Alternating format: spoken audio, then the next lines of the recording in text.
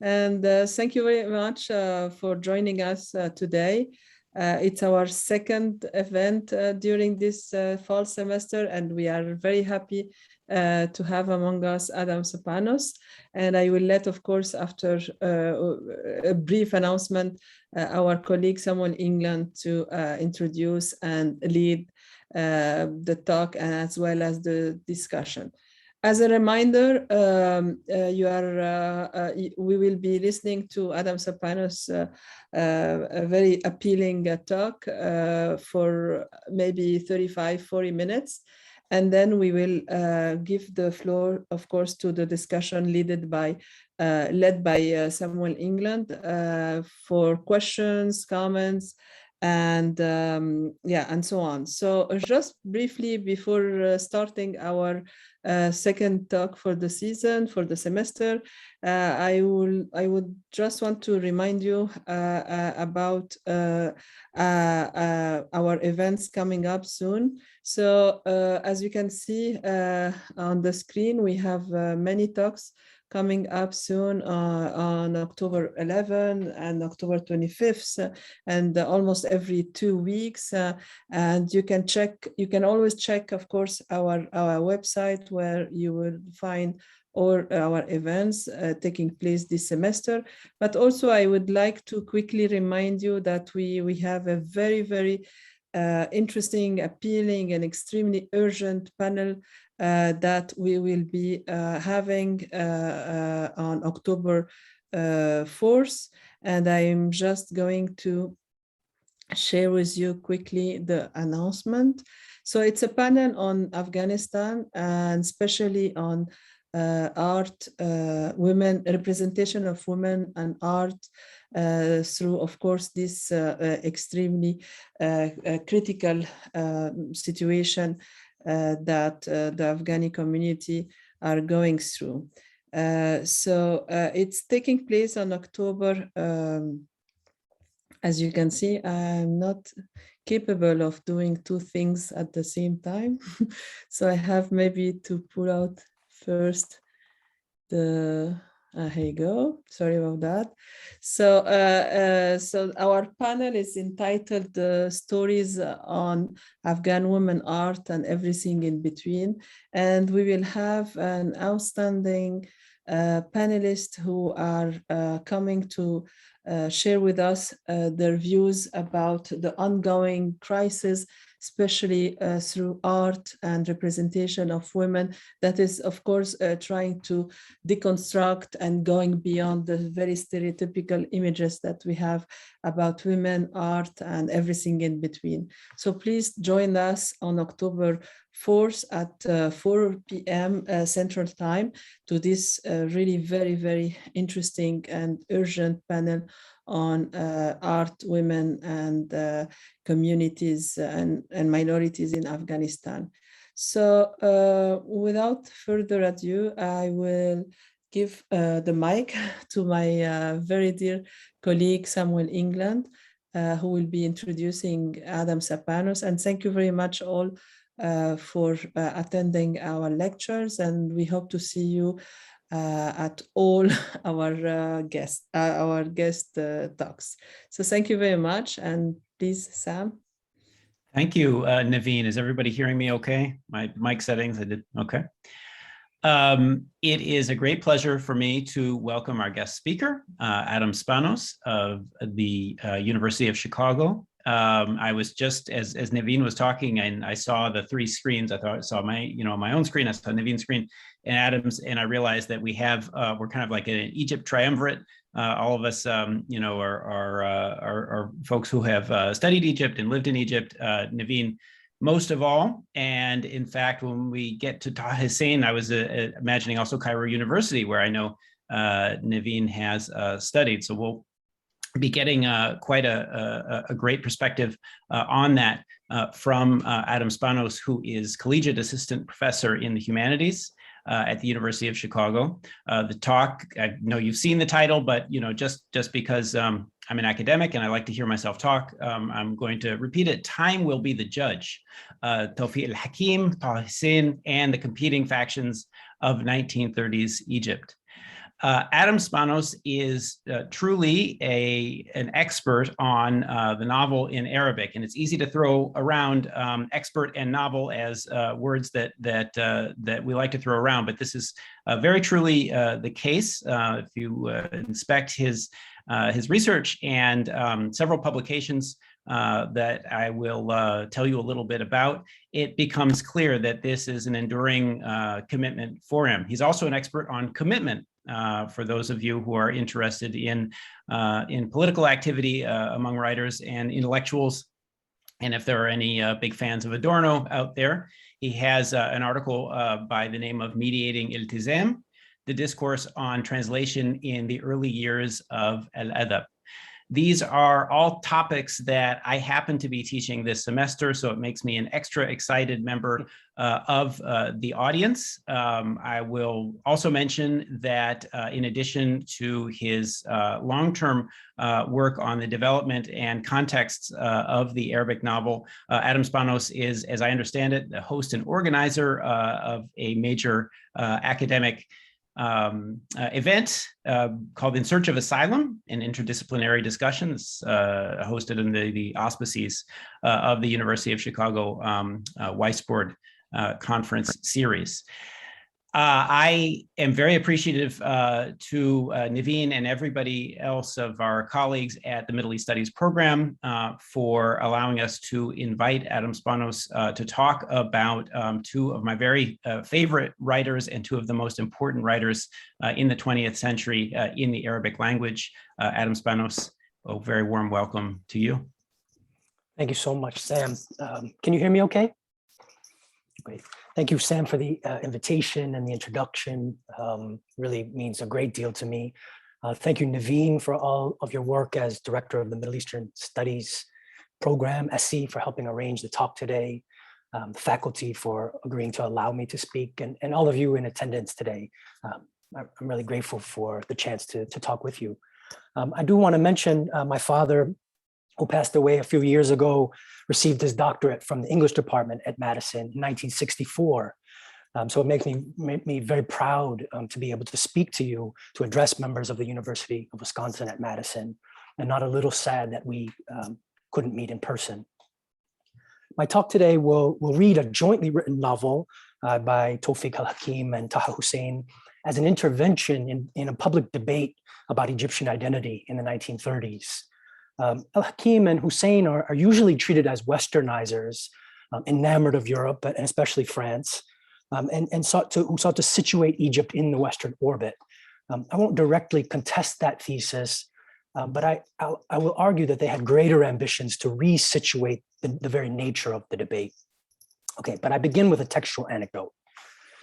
At a crucial moment in his famous work, Mustaqbal al-Thaqafa fi Masr, The Future of Culture in Egypt, published in 1938, Taha Husayn reflects on recent changes to Egypt's religious endowments, awqaf, and to Al-Azhar's curriculum. He speculates that, quote, if a Muslim judge were to be resurrected, la unshiru, today, he would find many of the legal procedures unfamiliar. We set up without delay a special ministry to administer it, the waqf, in a way that I believe the ancients would neither recognize nor approve if they were returned to life, la raddu ila al-hayat. Likewise, if God were to resurrect the Azhar scholars, law an Allah anshara ulama al-Azhar, who lived at the beginning of the modern era, they would beg him in all sincerity to return them to their graves so that they would not have to look upon the great innovations that have already been introduced into the university, end quote. Husayn here imagines the contemporary state of educational reform from the standpoint of Muslim jurists and scholars of prior eras resurrected in the present. His point in doing so is to suggest that these stereotypically conservative men would disapprove of all the progress that has been made in reconfiguring Egypt's educational system. But their disapproval is the signature of his success, for there is no reversing the progress that has been made. Quote, anyone urging Egyptians to return to the way of life characteristic of Pharaonic, Greco-Roman, or early Islamic times would be ridiculed by the people. In making this appeal to the virtue of the educational reforms Egypt has achieved by 1938 when this text was published, Husayn invokes a literary strategy and plot device that had already acquired a distinguished pedigree in Arabic literature. This is the point of departure for what Michael Cooperson has called the time travel narrative, a genre that foregrounds, quote, the eruption of an alien consciousness, unquote, typically from the past, in the narrative present, so as to explore the quote unquote unresolved confrontations in history and ultimately the quote unquote nature of history. The touchstone for Cooper's discussion is Muhammad al-Muwaylihi's hybrid novel and maqamat, Hadith Isa ibn Hisham, which begins with the resurrection of a pasha a half century after his death to bear witness to the momentous changes elicited by the British colonization of Egypt. Among the most significant works employing this device was the play Ahl al-Kahf, People of the Cave, published in 1933, written by Husayn's contemporary and interlocutor Tawfiq al-Hakim, which retells the stories of the sleepers of Ephesus who in Hakim's play wake up 300 years after they fall asleep. So when Husayn employed this device, he was invoking both the progressive ethos of the Nahda reformers, those polymathic Renaissance men of the late 19th and early 20th century who sought to reform Arab societies, and a literary tradition that sought to make sense of the historical present through the kind of epochal comparison that resurrection or time travel allowed. That he did so in a tract on educational reform, however, should give us pause, for it demonstrates that what Cooperson has identified as a literary genre is in fact a topos that appears with some regularity across a variety of different fictional and non-fictional genres. Moreover, if Cooperson is right, as I think he is, that the topos addresses itself to the very nature of history, to the question, in other words, of historical time and the collective experience of broad-scale changes, then it is possible to identify a number of other literary topoi, rhetorical figures, formal principles, atmospheric moods, and narrative strategies that all grapple with this object of shared and persistent concern, namely historical time.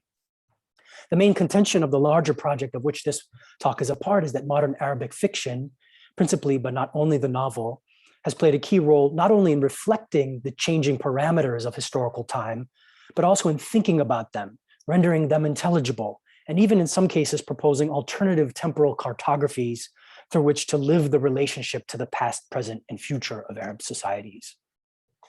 For Pliny, there has been something enduringly unlivable about the dominant manners in which historical time has been constructed, not only in the Arab countries, but in colonized societies across the world.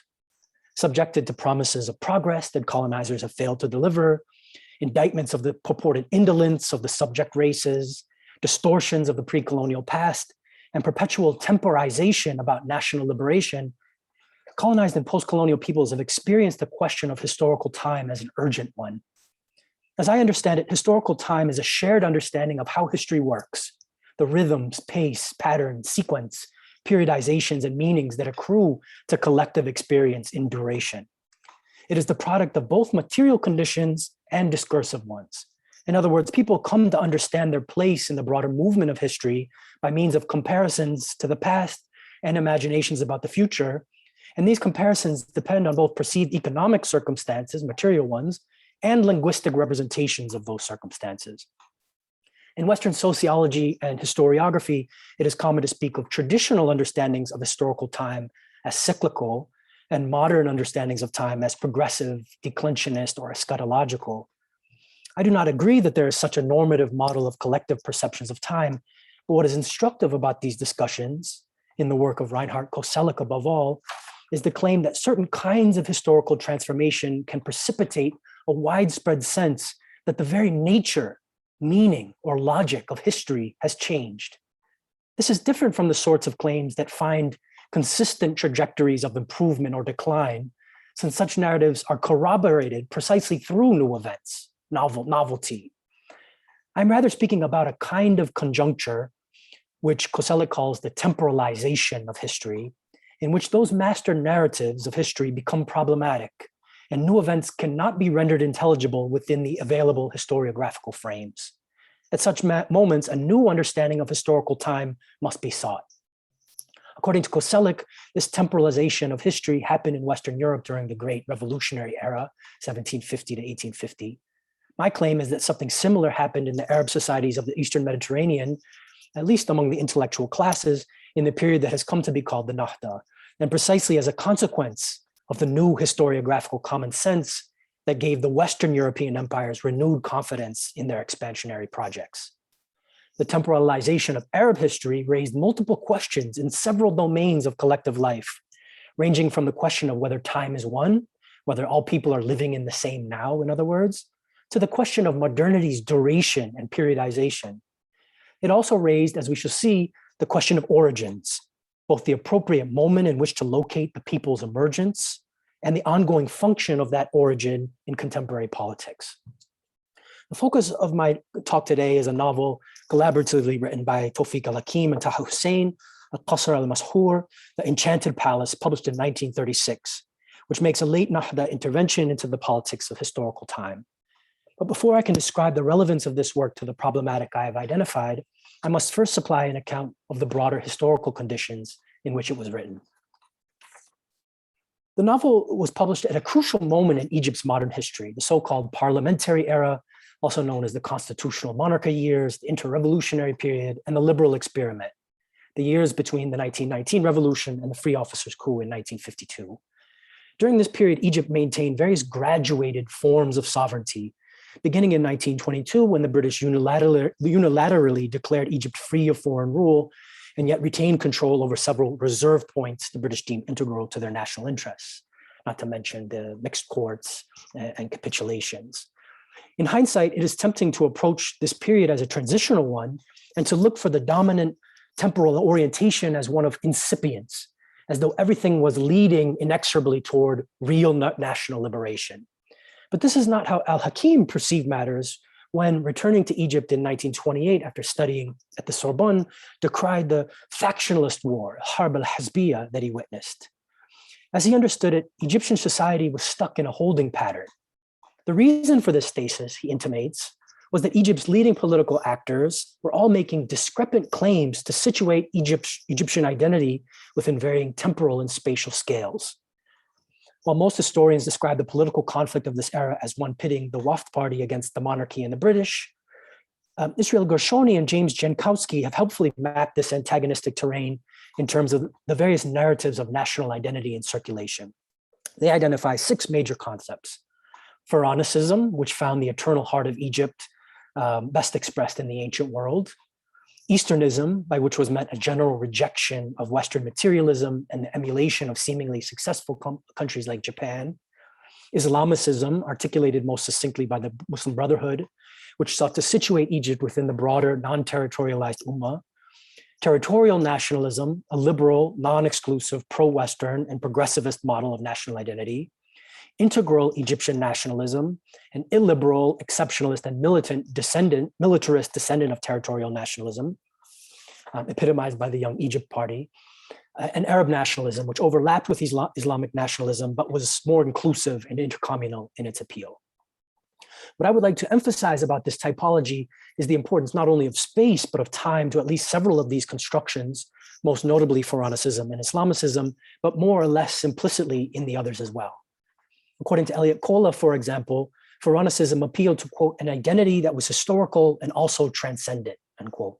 In other words, it made use of a particular past to ground the purportedly timeless essence of Egyptian culture. In doing so, Pharaonicism, quote, took little account of the Muslim culture that had prevailed in Egypt for more than 1,200 years, end quote. It accordingly provoked the ire of the nascent Muslim Brotherhood, which made its own use of the examples of the Prophet and the Rashidun caliphs in seeking to supply a way forward for Egypt, while making little allowance for transformation since the time of the Quranic revelations in either the nature of international affairs or the Islamic faith itself. And the territorial nationalists claimed that the progressive movement of history made the past increasingly irrelevant. Underwriting this entire dynamic was a logic informing British indirect rule, which held that purportedly essential native customs were under threat by more direct forms of colonialism and particularly the civilizing mission. That these essential native customs were under threat and should be protected and restored by the colonizer. It was because the British mobilized national culture as the apparent engine of Egypt's collective improvement that it became the object of nationalist efforts to redescribe their condition and the battleground of competing ethnological and historical imaginaries. While these various camps differed in the historical reference to which they appealed, in other words, they shared a common historiographical mode or hermeneutic. one that treated the past as if it was available to present discovery and instrumentalization in an unmediated fashion. I will call this shared epistemological mode mythological to draw attention to two specific assumptions shared by the positions Gershoni and Jaspolsky enumerate. First, they denied the forces of change and contingency in constructing the relation between past, present, and future, and they reduced the human role within history to the recognition of foundational truths. Mythology, in this sense, identifies a fixed and eternal archetype, a governing fiction that is determinative of collective life. It entails the projection by a community of what are, in fact, autonomously determined instituting principles into a past or an exterior that stands beyond the powers, beyond the scope of its own powers of adjudication. Second, participants in this debate disavowed the performative nature of their identifications, claiming instead to merely describe an underlying reality that the Egyptian people had either forgotten or failed to recognize. They couched matters of policy and cultural aspiration in a language of predetermined essences that could only be revealed rather than forged, and over which individuals had no discretion. There was nothing unusual or harmful about the search for collective self-understanding, particularly in the wake of the various French, British, and more recently American campaigns to represent Egyptians to themselves. It was rather the assumption framing the debate that this identity entailed automatic consequences for contemporary national policy that threatened to reduce Egyptians to mere vessels of a putative collective destiny. Moreover, the debate about Egyptian identity could not be resolved so long as its partisans understood their positions as transcendental determinations rather than worldly and interested constructions. It was against this backdrop that al-Hakim began his prodigious literary career. What is most interesting about al-Hakim's early theatrical work from the present vantage point is his willingness to draw eclectically on and revise canonical stories from Egyptian, Western, Indo-Persian, and classical Islamic sources, and combine them in what Ghali Shukri has called one crucible of creative talent. Shahrazad, published in 1934, works primarily with the 1001 Nights, Alf Layla wa Layla. Ahl al-Kaf, Muhammad, and Suleiman al-Hakim, 1933, 36, and 43, respectively, draw on material from the Quran. Isis, 1955, retells an ancient Egyptian myth, while Praxa or Mushkilat al-Hukm, Praxagoras or the problem of rule, 1939, Pygmalion, 1942, and Al-Malik Mujib, King Oedipus, 1949, adapt stories from the classical worlds of Greece and Rome. At stake, therefore, is the question of Turath or heritage. But more than the particular content, it is the manner in which al-Hakim and Husayn relate to this cultural patrimony, and I use that word advisedly, that will determine the specificity of their intervention on the question of historical time. Al-Hakim's play Shahrazad picks up, as indeed do Al-Qasr al-Mashhur and Husayn's novel, which I won't talk about here, Ahlam Shahrazad, 1943, where Alf Layla wa Layla ends on the day after the 1001st night. All three of these works are basically limited in their engagement with the nights to one part of the frame tale, although there are allusions or references to other aspects. To remind you, King Shahryar, having discovered his wife sleeping with another man, decided to take his revenge on all women by marrying a virgin each night and killing her in the morning. Shahrazad forestalled this fate indefinitely by telling him a story with embedded secondary and tertiary storytellers that ended inconclusively each night, thereby arousing his curiosity to hear the end of the story the next day. In the present time of al-Hakim's play, Shahrazad has married Shahryar, having civilized him, quote, doing to this barbarian Hamaji what the books of the prophets did to the earliest humans, Bashari al-Ula, end quote. Shahryar, the center of the play's attention, has grown weary with his palace life and eager to have a real experience of the world that Shahrazad has only described to him. This seems to have been an unintended effect of her storytelling, for as he says to his vizier, Qamar, quote, no one profits at all from imagining and thinking. That naive age has passed. Today we want truths, Qamar. We want facts. We want to see with our eyes and hear with our ears, end quote. But Shahryar's wanderlust, Mard al-Rahil, isn't, as it turns out, motivated by an empiricist proclivity. Shahryar wants to leave behind the flesh with its worms, his corporeal existence, to access a higher level of abstraction. And so he sets off with Qamar to the islands of Waq in search of a true essence, quote, outside of my temporal and spatial body, end quote. While they are away on their travels, Qamar admits that he loves Shahrazad, while Shahrazad schemes to provoke Shahriyar's jealousy by staging a tryst with her slave that he is meant to discover. When Shahriyar and Qamar return, Qamar lops his own head off with a sword, miserable to learn that Shahrazad has taken her slave as a lover, and Shahriyar laments his apparent inability to escape his body, his corporeal existence. Shahriyar says to Shahrazad, quote, "Here I am in the castle once again. In what place have I finished? In the place of the beginning. Like the ox of a mill, a cover over his eyes, he turns, then he turns, then he turns. And he thinks that he has crossed the land, traveling forward on a straight path. Always this land, nothing but this land. This prison that turns. We don't move ahead, we don't advance or retreat. La nataqaddam wa la nata'akhar. We don't rise and we don't fall. Rather, we turn. Everything turns. That's eternity. What a swindler. We ask nature for her secret, and she responds to us with detours and evasions. Al-laf wal-dawran," end quote. Although Al-Hakim himself said that Ahl al-Kaf is a play about time, whereas Shahrazad is about space, it is clear that the latter play does in fact concern itself with the human experience of time in ways that are germane to this analysis. For the central problematic of the play is that of the aftermath.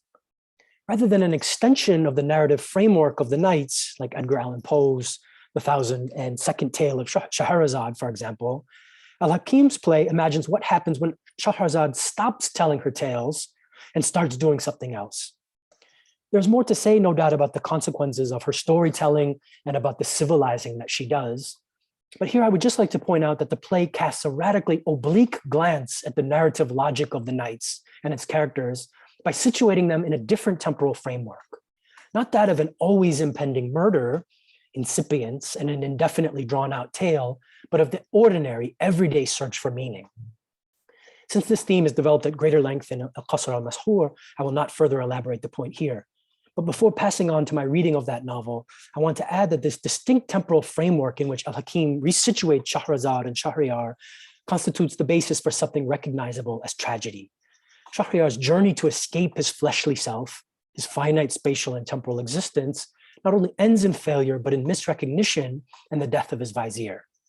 To his plaint that, quote, "I don't want to return to this land," end quote, Shahrazad responds that, quote, "there is nothing but this land, la shay ghayr al-ard," end quote.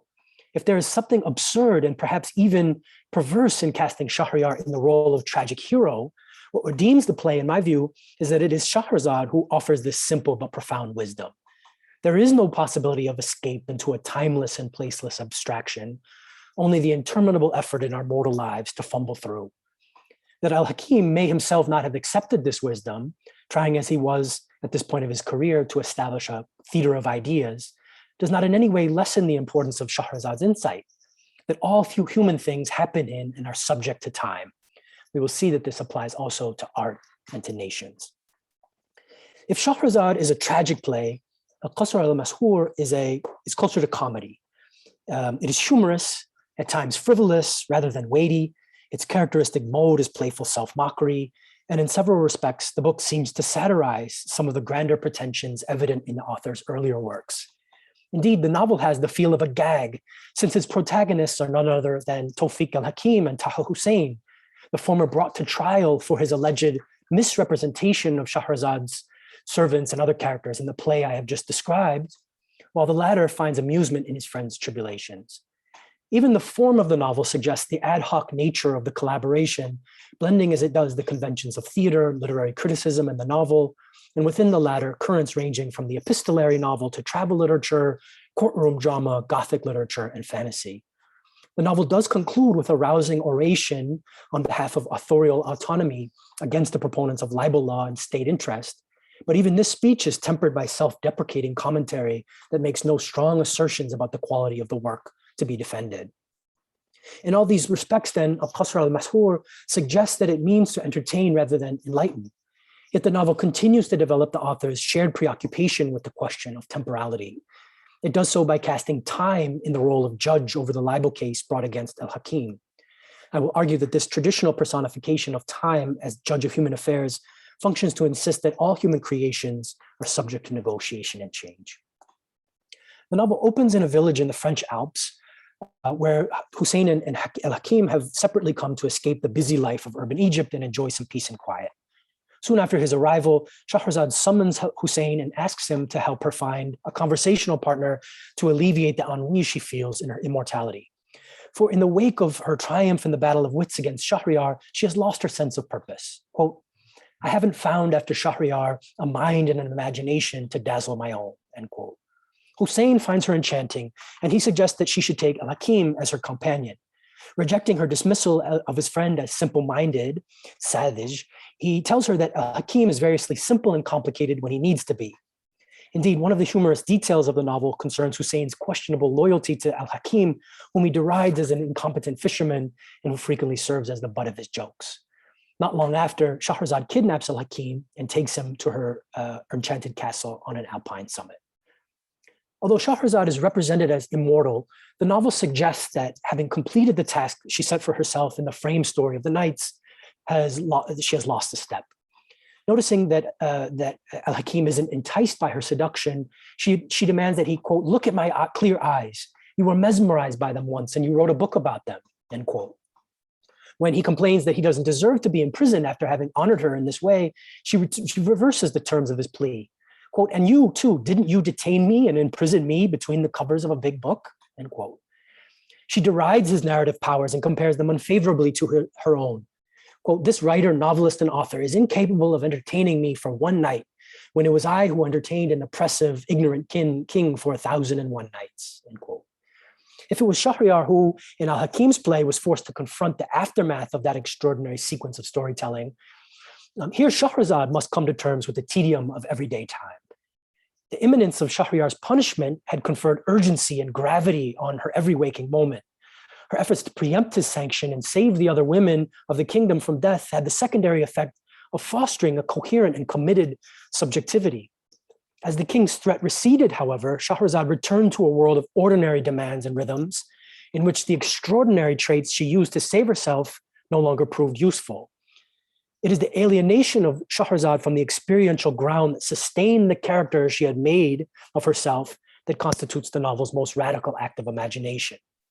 To put this otherwise, al-Hakim and Husayn reimagine an epic heroine as the protagonist of a novel. As the central figure of something like an epic tale in The Knights, every act of Shahrazad was oriented toward the epic task of outwitting the tyrant and protecting the women of Shahryar's kingdom. But within the context of this novel, this teleological quality falls away. Outside of the epic frame, her life doesn't have the same sense. The abilities she manifested in her confrontation with the more powerful Shahryar become the agency of her own forms of coercion in his absence. More importantly, it was her encounter with a superior power, legally speaking at least, that invested her daily existence with purpose. Absent this power, she is adrift. For as her life has meaning inside the terms of the epic myth, in the time of his play and in this novel, Shahrazad's actions and very existence are capricious. She has no reason for doing anything other than to pass the time, a time which for her doesn't pass. Shahrazad isn't the only character in the novel who has a grievance against al-Hakim. Three women who are represented in the text as companions of Shahrazad, young girls, al-Fitiyat, female servants, al-Jawari, and ghosts, al-Ashbah, are infuriated with al-Hakim's portrayal of them in his play. They all want, quote, "They all want to argue with him and to avenge themselves because he depicted them in a way they didn't like. And he said things about them of which they didn't approve. And actions were carried out in their hands and thoughts circled in their heads that didn't occur to any of them," end quote. In fact, there is only one reference in the play to these servant girls when Shahrazad orders them to sing a melody that will lull the king to sleep. Nevertheless, these young women seem to serve as the analogs of the Erinyes in ancient Greek drama. Here, however, the crime that must be expiated is the composition of the drama itself, and more particularly al-Hakim's imaginative license in imputing language to characters who now, brought to real life as his antagonists, dispute what they construe as falsifications. This issue serves as the crux of the drama, and I will return to it momentarily. But for now, what needs remarking is the intensely metafictional quality of Al-Qasr al-Mashhur. If the play Shahrazad had explored the question of myth's aftermath, this co-authored novel both repeats that gesture and turns the critical gaze inward, asking about what transpires in the wake of al-Hakim's own fictional world-making. Although the novel will conclude with a defense of sorts of al-Hakim's fiction, it reveals an impressive willingness to confront the author with the objects of his own creation. This effort at reflexivity and openness to revision will characterize the collective ethic that al-Hakim and Husayn commend to Egyptian society, as I will argue. Husayn insists that there must be, quote, no execution without a trial and no trial without a cause, end quote. It is at this point that he proposes that time, variously referred to as zaman and al-zaman, should preside as the judge over the accusations the servant girls have leveled at him. The character Husayn says, quote, he is the judge whose judgment no one refuses, time. And time is moreover one of whom the accused is not unaware. For he, al-Hakim, has repeated his name many times in his books and mentioned him in manifold circumstances in his writings, end quote. Later, explaining his reasoning to al-Hakim, Husayn clarifies that time is a prudent, quote, time is a prudent and fair judge, one to which weakness or wrong can't gain access. Things change around it and circumstances alter and people's morals become equivocal and the living treat each other with hostility and the dead treat the dead with hostility and the living too. And nations expire while other nations take their place and thrones are toppled and other thrones are built in their place. And the affairs of people become ordered and disordered. They become united and they divide. And time is stable, thabit, and settled. It doesn't change or disappear, end quote. Husayn seems to be arguing that time changes things, but does not itself change. The non-reciprocity of time's transformative powers is what qualifies it to play the role of judge, since it can't be swayed or seduced, but remains absolutely grounded in its own principle. Furthermore, the delegation to time of jurisdiction over human affairs suggests time's authoritative nature. Time is more than just neutral, objective, immovable. It is superior to, more powerful than, and prescriptive for humans. This conception of time is a component of the author's didactic project, insofar as they want to make the case for a certain kind of temporal thinking, of thinking with and in time, that is distinct from what they have identified as currently dominant modes in Egyptian political discourse. The character Husayn connects the trial to the quote unquote issue of thought and literature and thinks the trial will produce, quote, a victory for thought and freedom of thought. And then the newspapers will spread this, announcing the end of the errors of oppression and the beginning of the era of light, end quote. In articulating this hope, he gives expression to a central pillar of the Nahda, that there is an integral relationship between a juridical and political structure that protects human creativity and the advancement of art and thought.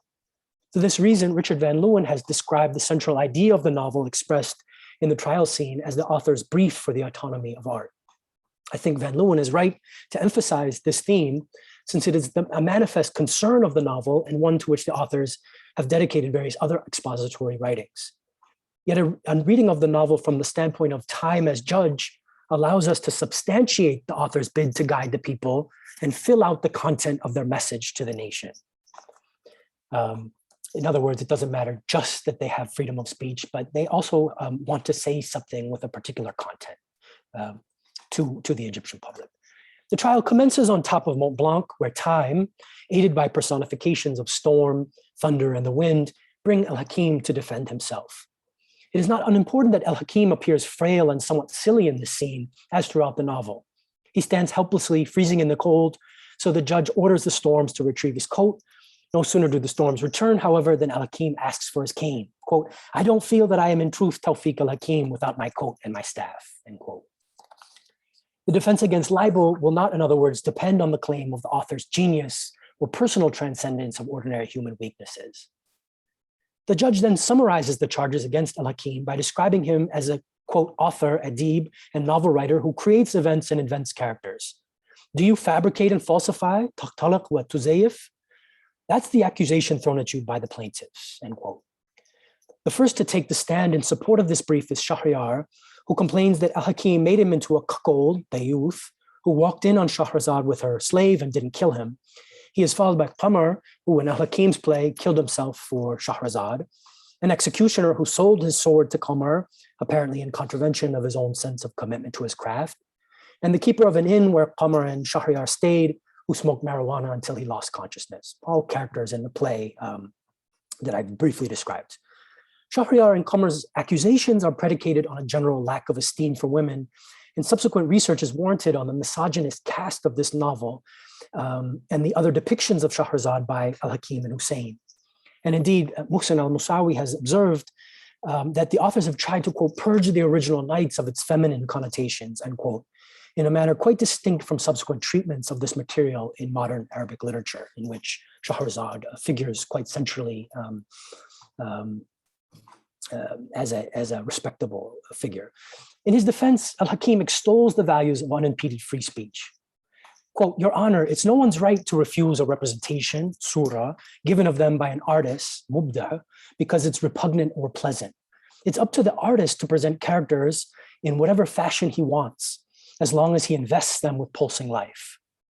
In response to a question from the judge, end quote, in response to a question from the judge whether a writer may disfigure or defame those they write about, al-Hakim responds with a rhetorical question, quote, Is it my right to ask my creator, Khaliki, to change the image that he has given me, and to exchange my nose, which I dislike, for another nose, and my character, which bothers me, for another character, end quote.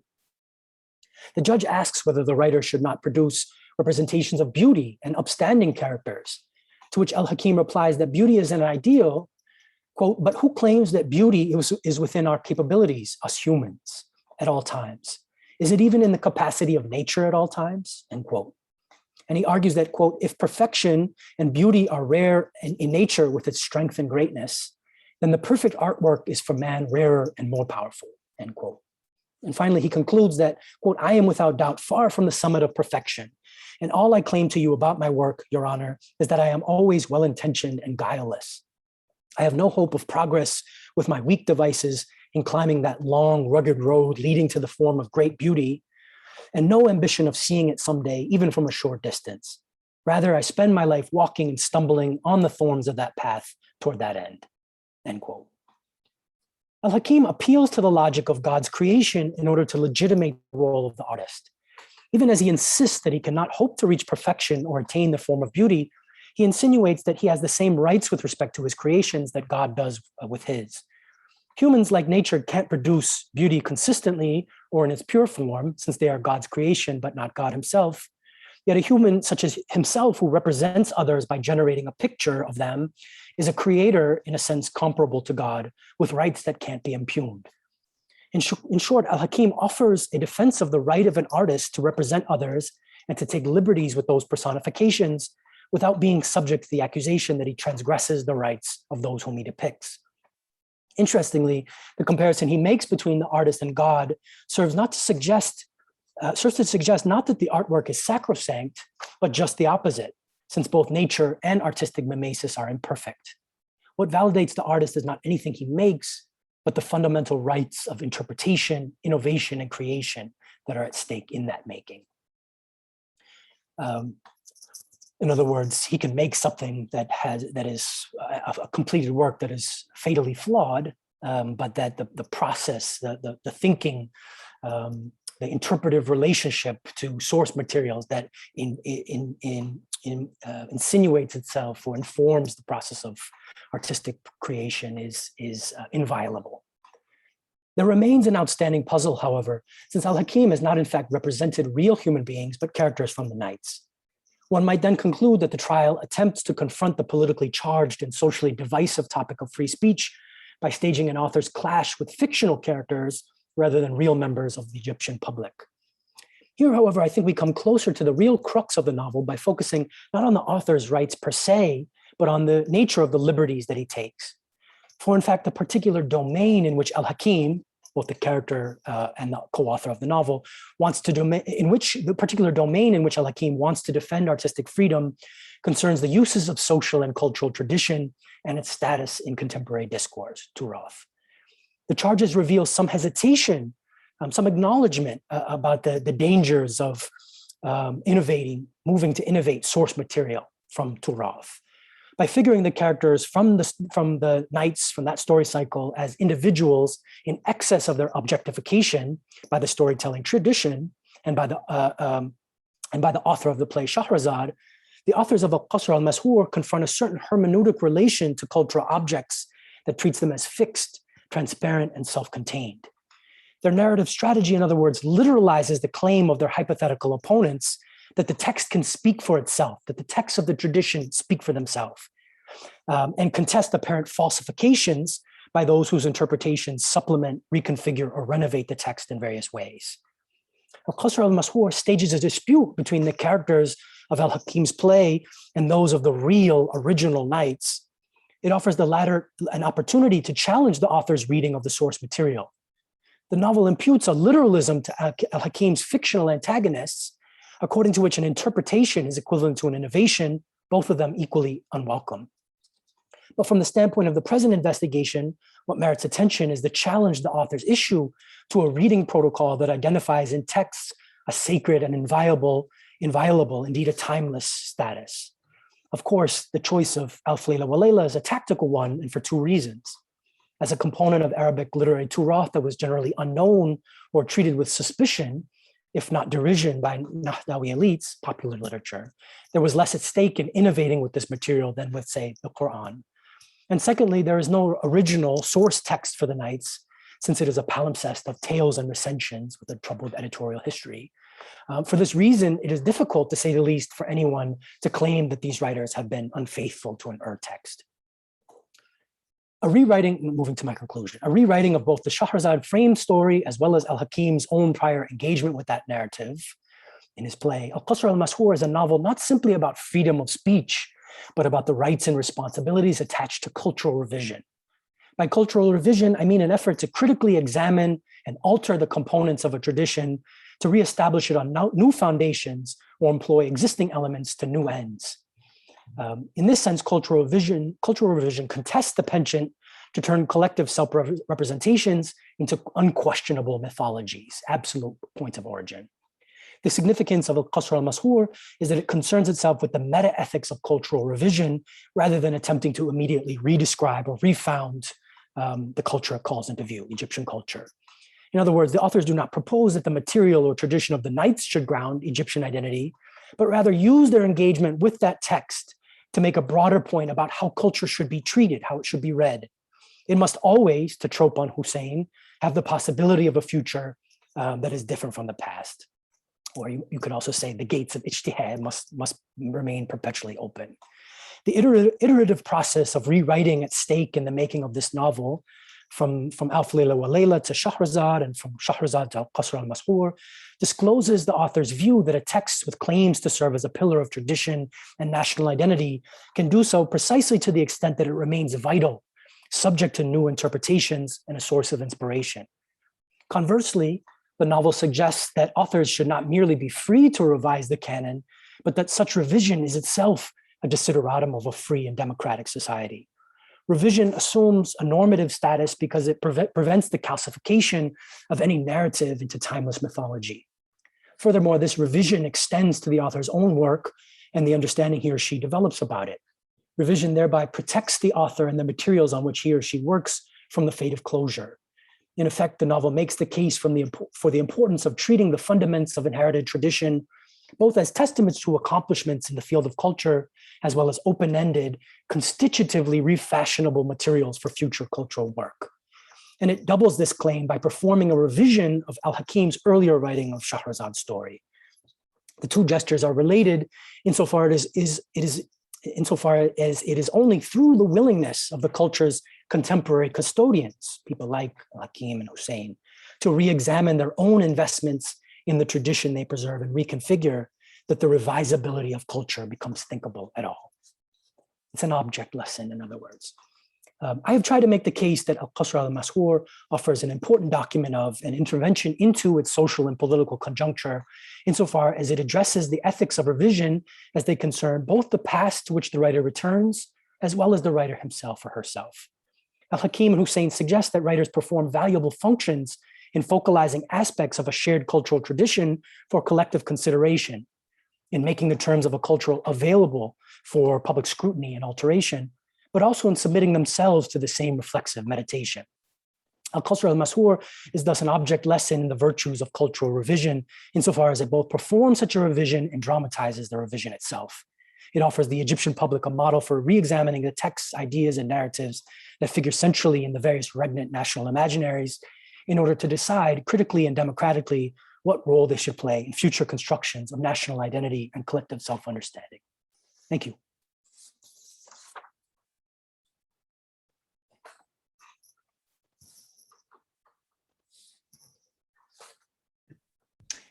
Thank you very much, Adam. And well, if you haven't had one, grab some water, because you deserve it.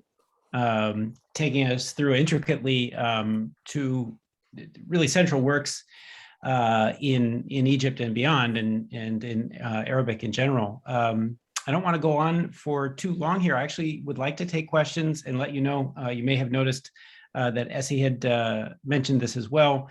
You can do the hand raise function if you'd like to be called on. You can put a question up in the chat. I personally would love to see, if there are folks with questions and comments for Adam Spanos, to please, if you can, turn on your camera with your mic. I can just tell you that as a speaker, it means a lot to be able to engage with somebody's face. If you're in a situation where you can't do that, not to worry. So please, let's go to the audience and see what questions and comments you might have to spur more discussion.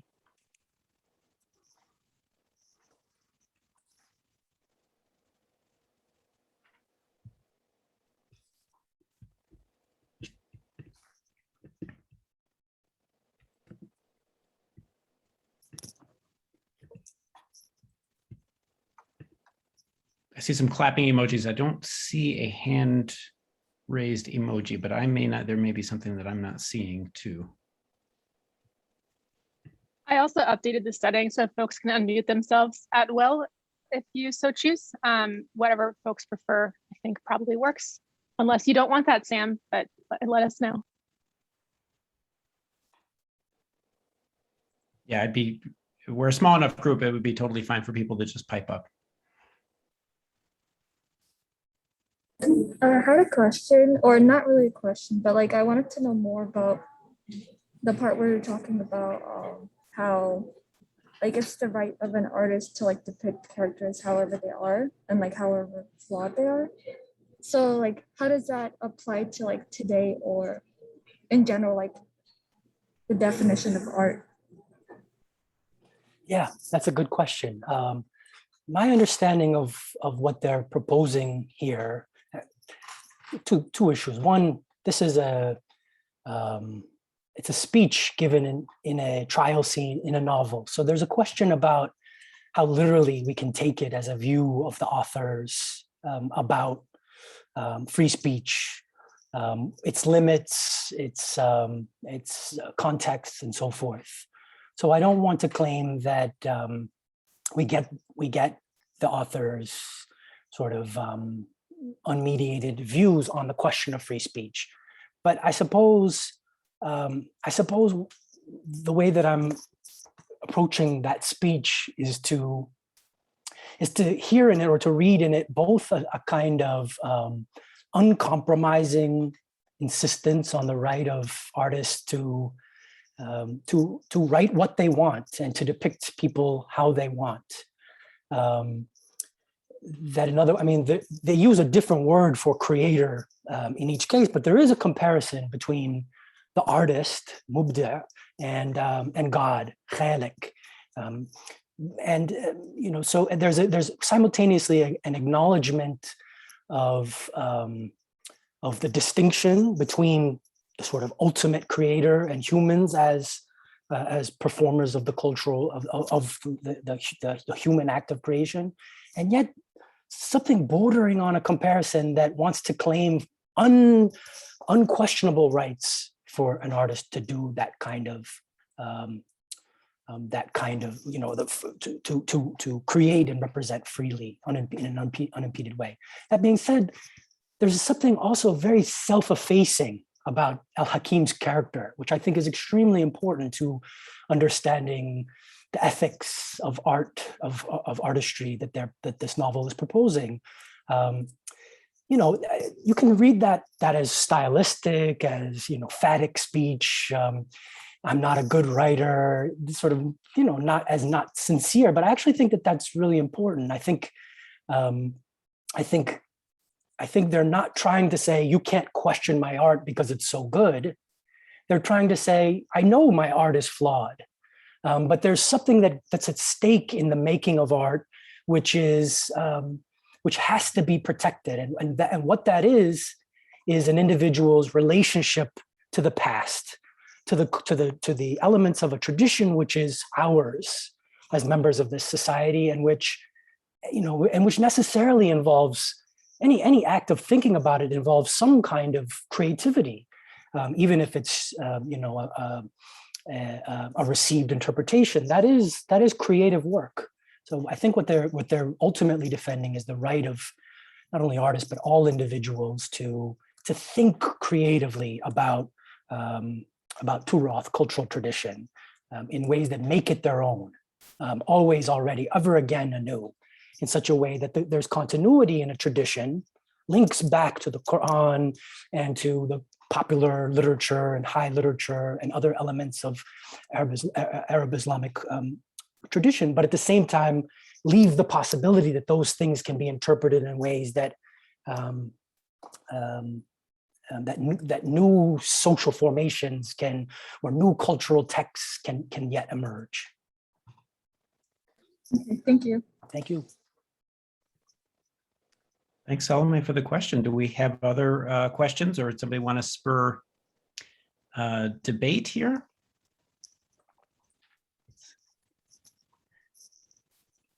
I thought I would just interject one thing because, our audience is comprised of folks who work full-time on literary topics or Arab history, and folks who don't. You'll notice in the talk, Turoth has come up quite a bit, and now we have a solid understanding of how that fits into the talk, what it means, this idea of literary heritage or intellectual heritage. Nahda too might be kind of helpful, and I'll just kind of cede the floor to you, Adam, if you don't mind, to just make sure we're more or less on the same page with Nahda, when it is and what the kind of claims are. Yeah, Nahda, I'm using, I see my initial way of thinking about the Nahda was more as a kind of open-ended project. This is how Tawfiq al-Hakim talks about it, as not so much a period or a discrete group of intellectuals, but a kind of impulse that is renewed again and again. That's provocative, but I'm trying to be, you could hear I'm more of a literary theorist than a historian, but I'm trying to be faithful enough to real history, to acknowledge that there have been, that Nahda, even if it is a kind of eternal impulse of culture, nevertheless has gone through highs and lows, ups and downs.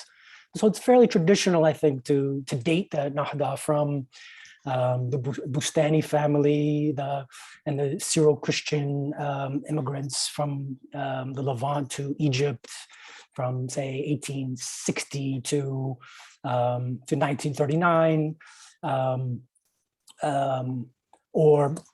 which is the 1939 is Abu Hurani's end date, or to sort of authoritarianism of that emerged in Egypt after the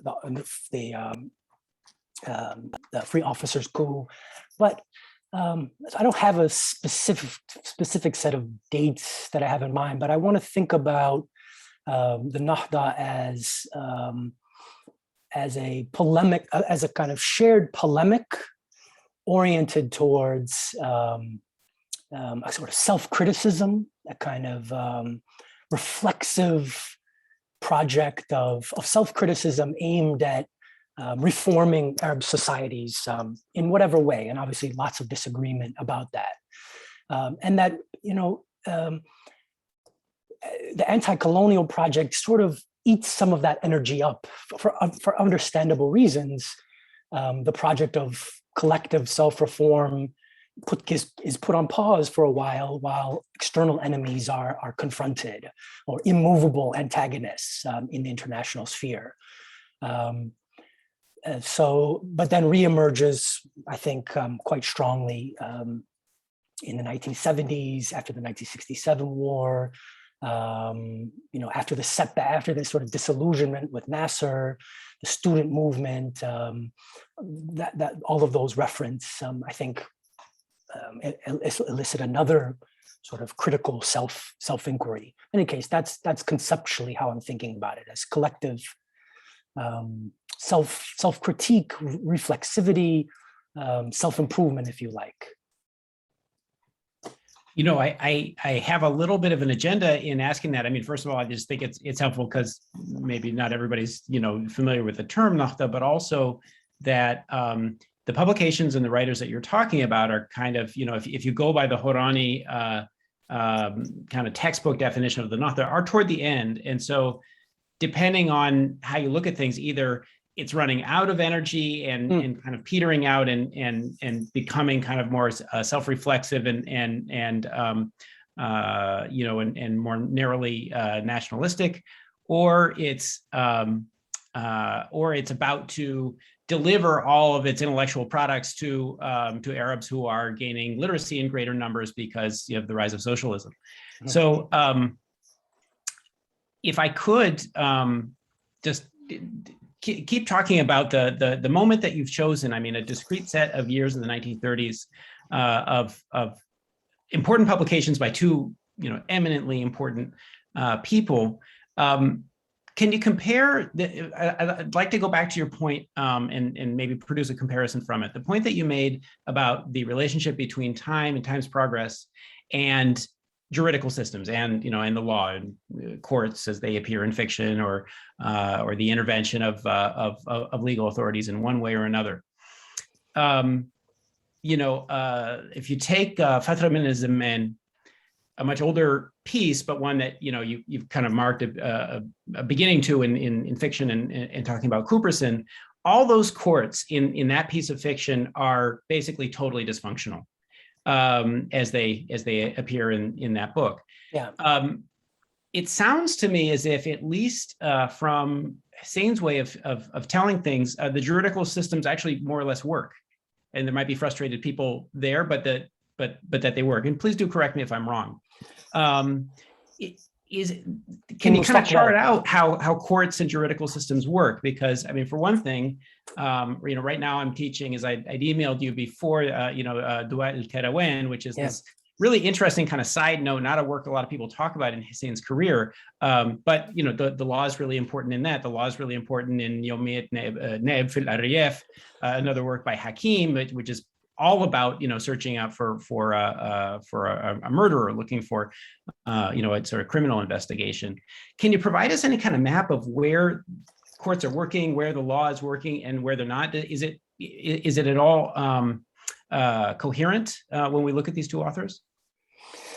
That's a great question. I really like that question. Al-Hakim, of course, trained as a lawyer in France. You know, steeped in legal discourse, and yet didn't go through with that line of work in spite of his father's wishes.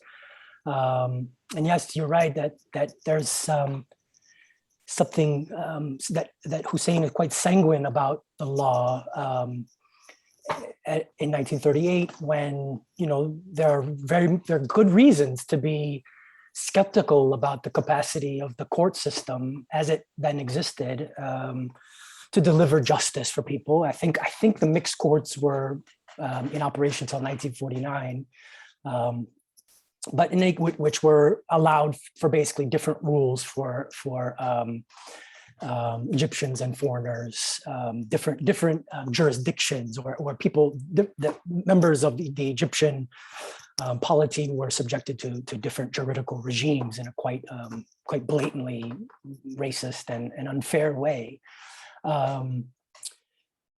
Yeah, so there isn't a, you know, in the novel, the character Husayn calls on time to be a judge and makes a case for why time is you know, likely to uphold the principle of fairness, why he, in other words, is a legitimate judge. There's no critique of a judicial system. You know, the judge himself asks questions that are pointed and critical, but, you know, finds for the defendant in this case. in ways that the authors surely would approve of.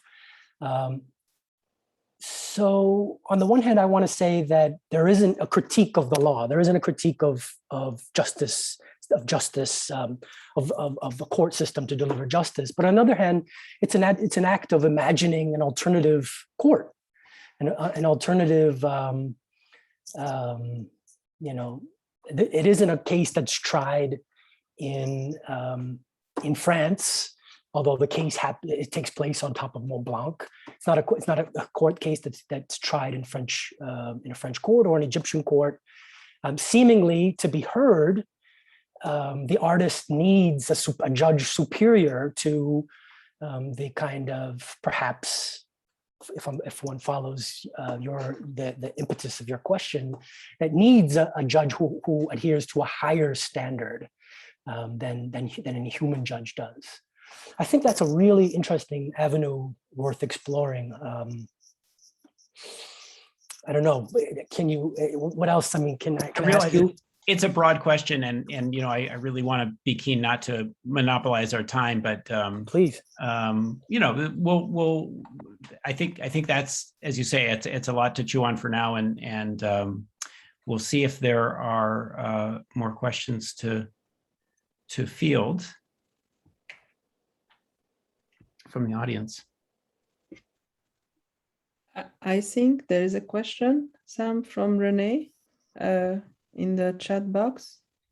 Oh yeah, sorry. Now, Adam, are you able to see the question? I can just read it out. Okay. I'm an Africanist, pre-colonial, but interested in questions of identity in 20th century intellectual history, especially drawing on past such as dynastic histories. Any comparison or influence of Ibn Khaldun's concepts of time and historical change? That's another good question. Surely someone with whom these authors are familiar, very influential, the most influential, not only historian, but historiographer, mapper of historical time, someone interested in cyclical dynasties and asabiya, collective historical spirit, we could say. But I'm not sure conceptually how that would work. And I definitely don't know, about citations of that work. But yeah, thank you for the question. Sorry, I can't provide any. I would have a question for you, Adam. Please. Mm-hmm. Yeah, let me just, thank you. Just, my camera is on. So as I read long time ago, the play Shahrazad and of Al-Hakim. And what, of course, I remember that he was portraying different images of women. And since I'm very interested in representation of women in literature, especially in Francophone literature, my area of interest and research, but also in the Arab culture, I was wondering what would you say about his perspective towards women, especially through this play, and because oftentimes his views on women are depicted as being conventional in a sense. So at least in his younger years, if I may say. So is this condemnation, is this kind of point or view justified, or how would you, would you react to this? That's a very important point, and absolutely, I agree with you. It is very, very conventional, or really, in a few different ways. The authors, and in this play, Shahrazad, Al-Hakim by himself, depict women in ways that are, in depreciating ways. I'll just mention before I forget too that there are Black characters in both texts about which I spoke that are represented as inscrutable and sinister. The Shahrazad's slave is Black and represented as not trustworthy. So it's not only along the axis of gender that there are important questions to raise, I think. But specifically about Shahrazad,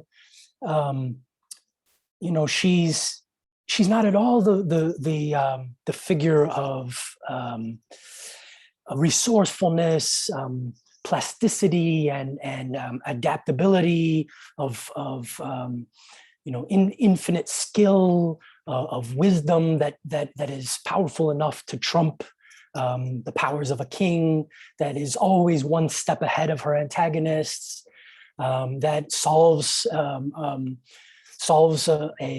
problem through the power of language rather than through the power of violence, for example. I mean, she's an incredible character, and there are so many writers who have seen that, including many in Arabic fiction, but not these guys. She's represented as in the play as having fallen in love with Shahryar, as having married him, and as desperate to keep his attentions by playing sort of hard to get. She says something like, keeping men requires remaining mysterious. So all of her, her interior life is represented as quite shallow, and all of her skills are represented as serving the end of a trivial end like seduction, I think, which is an unfortunate reduction of the Shahrazad of the Nights, who is not only skilled and capable, but who is also a figure of justice, insofar as she's represented as not only saving her own life, but as trying to save the other women in the kingdom. So yeah, I entirely agree. I'm trying to think if there are other women characters in either text that are. No, and that's the other thing. That both texts are populated by mostly male figures, except for these servant girls who have very minimal appearance. Thank you. Thank you very much. And we'd have time for a short question, but I do not see hands up at the moment. So it looks like we've actually, Renee may have a follow-up question here. Given all that has transpired since 2011, what do members of today's generation of intellectuals approach these work? Maybe what is their approach to these works? I think that's actually a really good question to end on. So we'll make that the last question before we adjourn. Yeah, I mean, all I can say is that I think Taha Husayn continues to be an influence for broadly speaking liberal constituency that wants to, that thinks education in particular is a part of solution to Egypt's democratic impasse, not to mention, various other cultural and social conflicts. And that, he's compromised in some ways among many because of his engagement in polemics over precisely the question of Turaf, and his engagement with pre-Islamic poetry and his criticisms of Al-Azhar, and his attempt not straightforwardly to criticize Islamic legalists, jurists, but to circumscribe their public role to a definite domain. He's not a fan. Not everyone is a fan of his, but my sense is that Husayn in particular continues to be, someone who is both reckoned with and ought to be reckoned with. So there's a recent book by Hussam Ahmed the last Nahadawi, which is really worth reading, I think. Just came out, Stanford Press.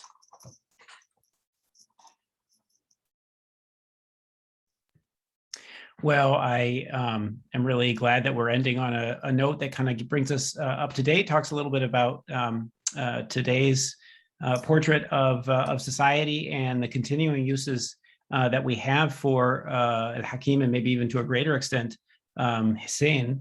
Thank you again, Adam Spanos, for joining us. Thanks to you all for joining us for the talk, for the questions and comments that we got. And we'll look forward to having you at the next Middle East Studies program guest lecture. And so virtual round of applause, or as they do in Germany, the German knock, where everybody knocks on the table and says, yay. Thank you very much, Adam Spanos. Really appreciate your time here. It's my pleasure, really. Thank you so much.